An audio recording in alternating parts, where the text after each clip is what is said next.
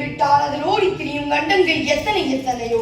நீல அகலத்து நிமிர்ந்து நின்றாலும் வலிக்க முடியாத வறண்ட பாலைவனங்கள், சோலை குன்றுகள் என எத்தனை எத்தனையோ தென்படும். அத்தனைக்கும் நடுவே இந்த அமெரிக்க துணை கண்டத்திலே தாய் தமிழ்நாட்டின் தமிழ் வழி வந்த ஆன்றோர் சான்றோர்களே, தோழர் தோழியரே, அனைவருக்கும் என் முதற்கண் வணக்கத்தை தெரிவித்துக் கொள்கிறேன். நான் இன்று எடுத்துக்கொண்ட தலைப்பு என் கனவு.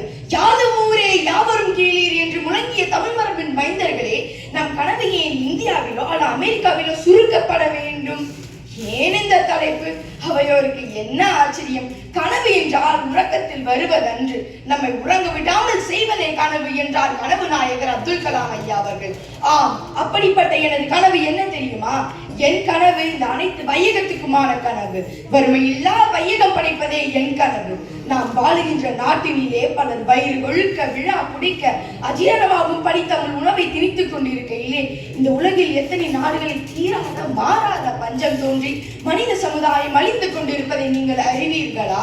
உக்ரைனிலும் காசாவிலும் ஈரானிலும் ஏன் உலகெங்கும் அன்றைய செல்வந்தர்கள் கூட இன்று வறுமை கோட்டின் கீழே. யார் காரணம்? தனி மனித சோம்பேறித்தனமா? அது மிக சொற்பமே. ஆளுமையின் அடாவடித்தனம். ஆம், அதுவே உண்மை. என் கனவாகிய வறுமையில்லா வையகம் வேண்டும் என்றால் முதலில் அமைதியான அகிலம் வேண்டும். அமைதியான உலகம் வேண்டும் என்பது பலரின் கனவு. நான் மட்டும் என்ன விதிவிலக்கா? இந்த கனவைத்தான் பாரதி தூக்கமில்லா கண்விழிப்பை சக்தி என்கிறார். மேலும் ஒரு படி சென்று மனதில் உறுதி வேண்டும், வாக்கினிலே இனிமை வேண்டும், நினைவு நல்லது வேண்டும், நெருங்கின பொருள் கைப்பட வேண்டும், கனவு மெய்ப்பட வேண்டும். ஆம், கனவு மெய்ப்பட வேண்டும் என்கிறார்.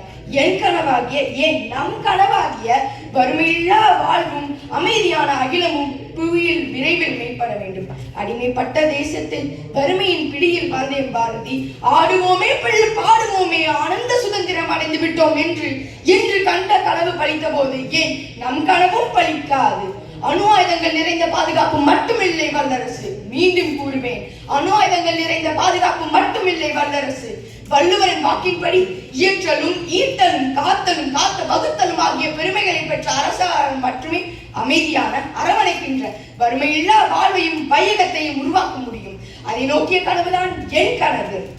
இந்த உலகை மாற்ற முடியும் என்று நினைக்கும் அளவுக்கு பித்தம் பிடித்தவர்கள் தான் அதை செயல்படுத்துகின்றனர். கனவுகளை இறுக்கி கட்டி போடுவதுதான் காலத்தின் கணக்கு என்றால் கனவுகளின் வெற்றியை கட்டி போட முடியாமல் தவிக்க போவதும் காலத்தின் கணக்கு. என் தூக்கம் கலைந்தாலும் கனவு கலையாத வாழ்க்கை வாழ்கிறேன். எதை நோக்கி? அமைதியான அகிலம் காண, வறுமையில்லா வாழ்வை உருவாக்க. இனி ஒரு புவி செய்வோம், அதில் அமைதியை மட்டும் நிலைக்க செய்வோம். வாழ்க தமிழ், வளர்க தமிழ் சமுதாயம். நன்றி.